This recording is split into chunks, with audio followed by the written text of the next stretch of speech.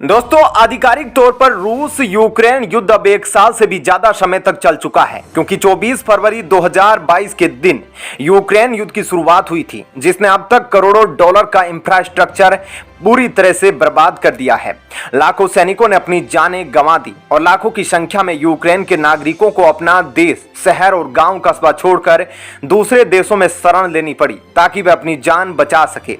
यानी कि इस युद्ध की इंटेंसिटी काफी ज्यादा है, जिसकी गर्माहट अब पश्चिमी देश अपनी सीमाओं में भी महसूस कर रहे हैं। तो वहीं पर यूक्रेन पर हमला करने के जवाब में सभी पश्चिमी देशों ने एक साथ मिलकर रूस पर काफी सारे आर्थिक प्रतिबंध लगा दिए, ताकि वे रेवेन्यू के मामले में रूस को आर्थिक नुकसान पहुंचा सके, ताकि रूस के पास इतना पैसा ना हो कि वे यूक्रेन में अपने युद्ध को जारी रख सके। लेकिन रूस, जिसके पास दुनिया के सबसे ज्यादा नेचुरल गैस उपलब्ध है, उसे आर्थिक नुकसान पहुंचाना इतना आसान नहीं है।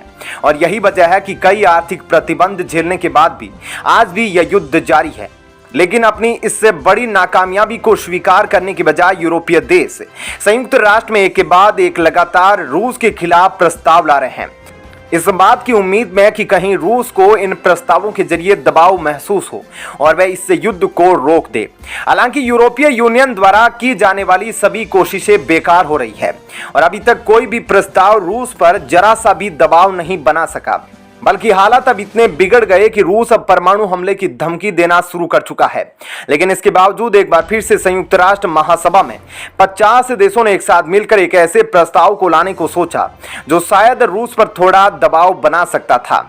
इस प्रस्ताव में यह बात साफ तौर पर कही गई थी कि रूस को यूक्रेन में अपना युद्ध तुरंत बंद करते हुए अपने सैनिकों को तुरंत वापस बुलाना चाहिए और एक सीज फायर का ऐलान करते हुए बातचीत को बनाना चाहिए, ताकि हालात को धीरे धीरे सामान्य किया जा सके। ऐसे में इस पर हाल ही में संयुक्त राष्ट्र महासभा में वोटिंग हुई और इसके नतीजों ने दुनिया भर को हैरान कर दिया। ऐसे में क्या है पूरी खबर और क्या हुआ है इस वोटिंग के दौरान, चलिए अब आपको इन सभी बातों के बारे में विस्तार से बताते हैं। दरअसल दोस्तों, यूरोपियन यूनियन द्वारा लाए गए प्रस्ताव पर संयुक्त राष्ट्र महासभा में वोटिंग की गई और 180 में से 141 देशों ने इस प्रस्ताव के समर्थन में वोट किया, जबकि 32 देशों ने वोटिंग में हिस्सा लेने से मना कर दिया और लगभग 7 देशों ने इस प्रस्ताव के खिलाफ वोट किया। यानी कि कुल मिलाकर देखें तो विश्व में 141 यूक्रेन के साथ खड़े होकर रूस के खिलाफ संयुक्त राष्ट्र महासभा में लाए गए प्रस्ताव का समर्थन कर रहे हैं, जो कूटनीतिक तौर पर रूस की एक काफी बड़ी हार है। लेकिन हैरानी की बात तो यह है कि भारत ने इस वोटिंग में भी हिस्सा लेने से मना कर दिया। यानी कि भारत उन 32 देशों में से एक है जिन्होंने इस प्रस्ताव के जरिए वोटिंग में हिस्सा नहीं लिया। इसके बावजूद यूरोपीय देश फ्रांस साथ में मिलकर भारत से समर्थन की मांग कर रहे थे और रूस के खिलाफ भारत को वोट करने के लिए प्रेरित कर रहे थे। लेकिन भारत ने यूरोपियन देशों की एक भी नहीं सुनी और इस रेजोल्यूशन पर वोट करने से साफ तौर पर इनकार कर दिया, जो कि भारत की आजाद फॉरेन पॉलिसी को साफ तौर पर दर्शाता है।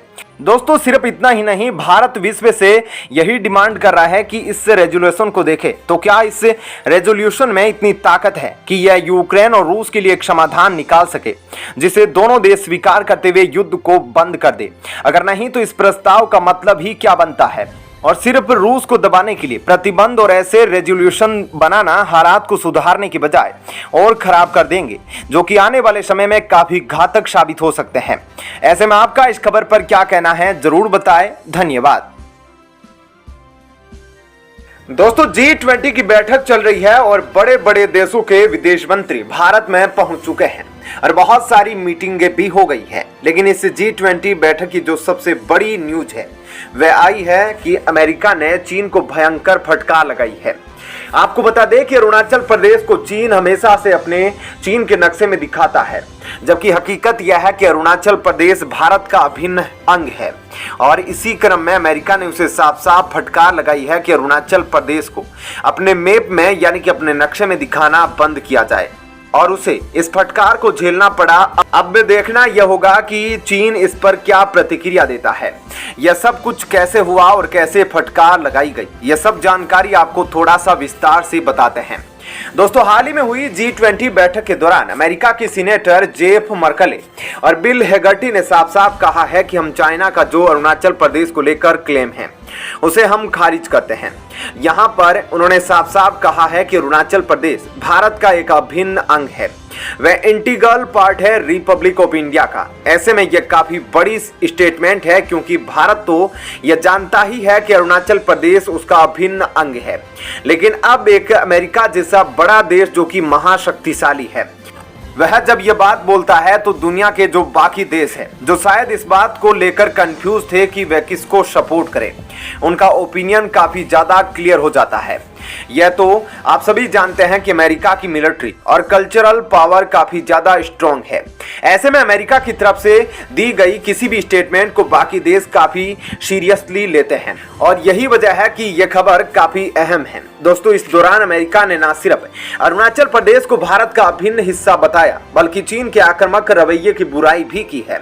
यानी कि G20 की इस बैठक के दौरान अमेरिका ने यह बात साफ तौर पर कही कि जिस तरह से चीन भारत को और अपने पड़ोसी देशों के खिलाफ विस्तारवादी रवैया अपनाते हुए सैन्य अग्रेशन कर रहा है, वह काफी गलत है।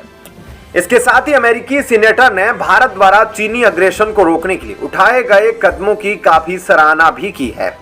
दोस्तों, हम सब जानते हैं कि चाइना का इंडो पैसिफिक रीजन में काफी दबदबा है। ऐसे में अमेरिका इस दबदबे को भी हमेशा कंट्रोल करने की कोशिश करता है। वैसे तो अमेरिका और भारत के रिश्ते काफी अच्छे हैं, लेकिन फिर भी आपको यह जानना जरूरी है कि यहाँ पर अमेरिका का क्या फायदा है। अगर हम इंडो पैसिफिक रीजन की बात करें तो यहाँ पर चाइना अपनी डोमिनेंस बनाने के लिए पूरी कोशिश करता है। ऐसे में इसे कैसे काउंटर किया जाए, तो इसमें एक क्वाड नाम का संगठन सामने आता है, जिसमें ऑस्ट्रेलिया, जापान, अमेरिका और भारत इन्वॉल्व है, जो एक साथ मिलकर मालाबार जैसी एक्सरसाइज को कंडक्ट करते हैं ताकि चाइना की डोमिनेंस को यह काउंटर कर सके। और अब जब अमेरिका ने इस तरह का बयान दिया है, तो ऐसे में चीन को काउंटर करने में भारत को भी काफी ज्यादा मदद मिलेगी। और जब अमेरिका साफ तौर पर कह रहा है कि अरुणाचल प्रदेश भारत का इंटीग्रल पार्ट है और भारत का एक अहम हिस्सा है, तो इसमें अमेरिका का भी फायदा जरूर है, क्योंकि वह भी चाइना को काउंटर करना चाहता है।